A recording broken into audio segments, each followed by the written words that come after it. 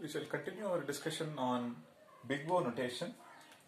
So given two functions describing the step count of an algorithm,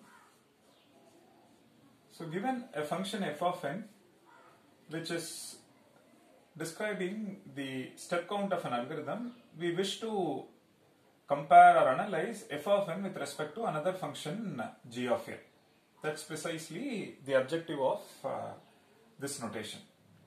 So we say f of n is big O of g of n if and only if there exists a positive constant, there exists n naught, another positive constant n naught, such that for all n greater than or equal to n naught, you see that f of n is upper bounded by c times g of n. So in our previous lectures we saw that there are a couple of examples for f of n and g of n satisfying the inequality. Okay, we shall analyze a couple of more and understand this in detail. For example, suppose step count of an algorithm is say 3n square plus say 4n minus 2. We saw that this can be upper bounded by say 6 times n square, and I say that my constant is 6 and my n naught is say 3, and this inequality is true for all n greater than or equal to n3. N naught, my value of n naught is 3, which you can substitute here and check. And it turns out that one can experiment with C and n naught. It only says there exists a positive constant C and there exists a positive constant n naught satisfying this. Means one can also write this is true for say 25 times n square, constant is say 25, and I say my n naught is 6, the inequality is true starting from this. It may be true even for smaller values like say 4, 5 and so on, but it is certainly true starting from this. You have choice of picking C as well as n naught. Okay. Most importantly, that is what we should focus on, and you can substitute and check. For example, constant is 6 and this one is 3. If you substitute here, say I substitute n is equal to 3, you get 27. Over here it is 12 minus 2. So it is 37 on the left. On the right it is 6 into 3 square, which is 9. And starting from this it is true. Similar check one can do for this as well. So now we are not interested in these hidden constants and n naught, whether it is 3 or 6 or 6 or 25, but our focus is on the order of growth. Our focus is on the order of growth. Over here, the order of growth is quadratic, meaning this function whose leading term is quadratic can be upper bounded by a quadratic function. So the contribution of this linear term or the contribution of this linear function, linear term and a constant term, or you can see it as a linear function. So the contribution of this linear function is less significant compared to the contribution of the quadratic function, which is why we were able to suppress this and focus the analysis on the order of growth, which is quadratic here. That's precisely the essence. So for all functions that we focus on, our objective is to identify the leading term and upper bound with the leading term with appropriate choice of C and N naught, which is why with the user the control is given for C and N naught. You can choose C and N naught, however the order of growth is dictated by the leading term. Over here it is quadratic in nature. So that's precisely the essence. And let's look at some sample values. Suppose say my N naught is 1 and my say constant is say 1.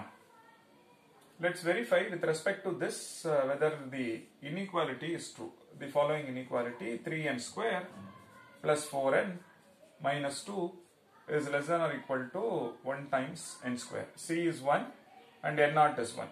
You substitute this value, you get 3 plus 4 minus 2, and on the other side it is 1. So the inequality is false. Fine.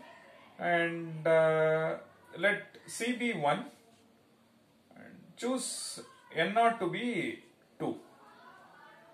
So you see that it is 3 into 4 plus 4 into 2 minus 2. On the other side it is 4.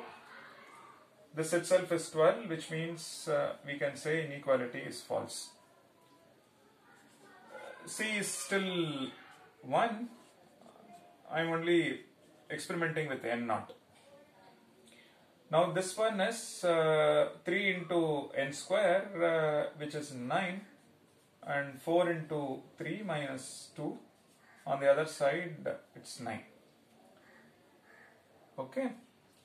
Now you see that there is no point in experimenting further.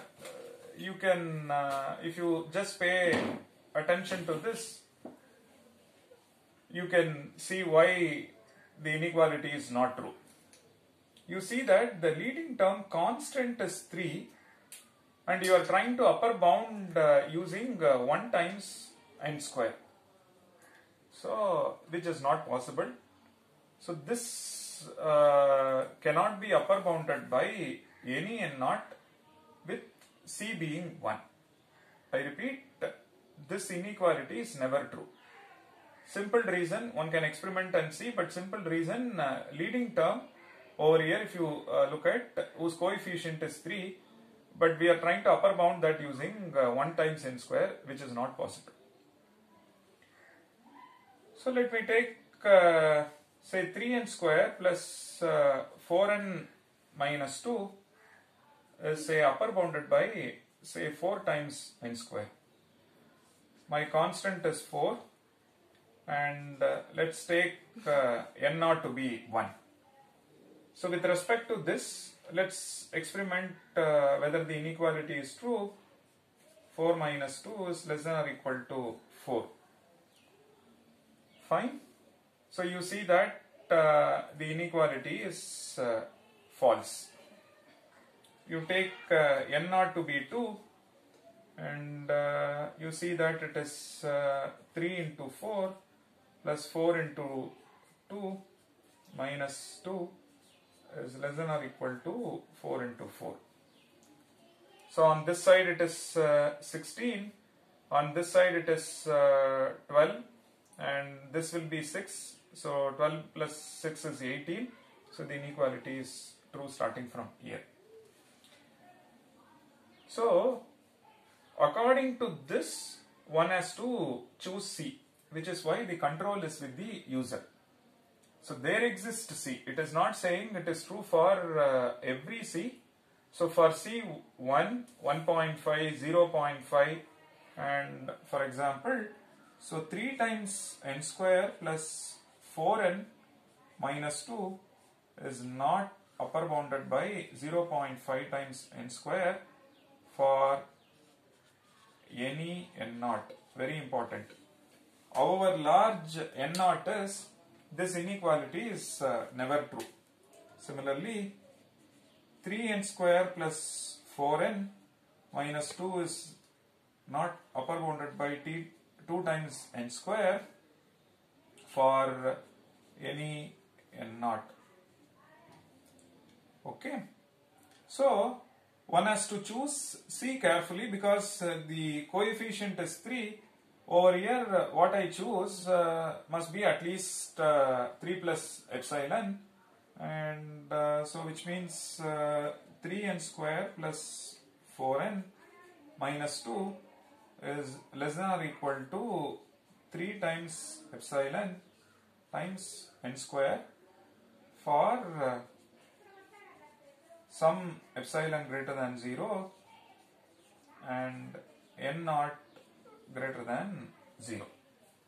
So you can choose appropriate epsilon and appropriate n naught. Epsilon could be small, even if it is a fraction, you can still find one n naught beyond which it is true. That's essentially what I'm trying to pitch or highlight, the importance of quantifiers. Why the control is given to the user, or rather this and this is less significant compared to the choice of G-in. The simple reason is the growth is dictated by the quadratic term or the leading term, not on the growth is not decided based on C or n naught. Okay, so pay attention to the choice of C and n naught so that you can upper bound f of n with appropriate g of n. Okay, so now we see that this is true starting from here. Now if you look at the graph which we highlighted the other day, you see that say this inequality, when it is 1 it is not true, when it is 2 it is.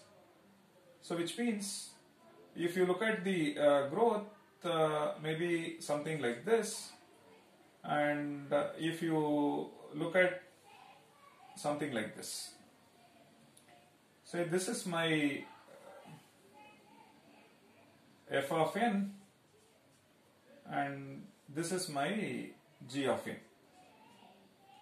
So you see that before this n naught, g of n, the growth of g of n is small, and after this n naught you see that g of n growth is much above the growth of f of n.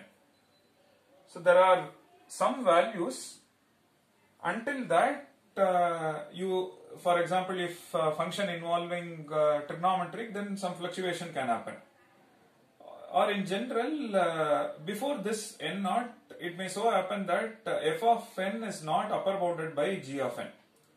But there is one n naught after which you see that g of n upper bounds f of n. We are interested in that n naught as part of the analysis. And for according to C, the n naught varies. So for this C, you see that n naught is 2, and which is why for C and n naught, you see that the f of n is upper bounded by this. So for, according to C, n naught changes. So once you choose C, choose appropriate n naught. Okay, and with this we see that although we experimented with C and n naught and so on, the careful choice of C and n naught is vital for upper bounding f of n with the right choice of g of n.